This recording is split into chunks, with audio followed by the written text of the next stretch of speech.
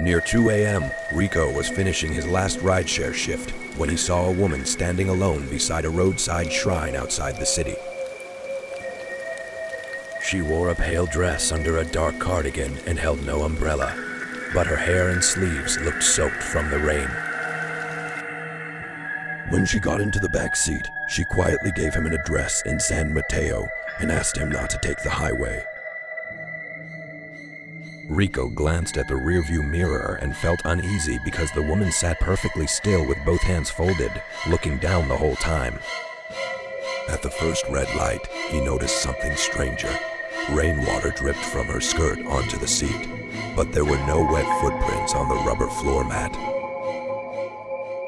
A few minutes later, the radio burst into static, and the woman softly asked, "Did you already pass the old bridge?" Even though Rico had not told her which route he was taking. Trying not to panic, Rico checked the rearview mirror again. This time the back seat looked dim and warped, and for a second he could not see her face reflected at all.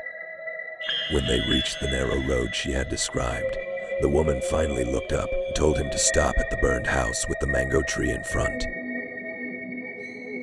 Rico pulled over and turned to say they had arrived, but the back seat was empty.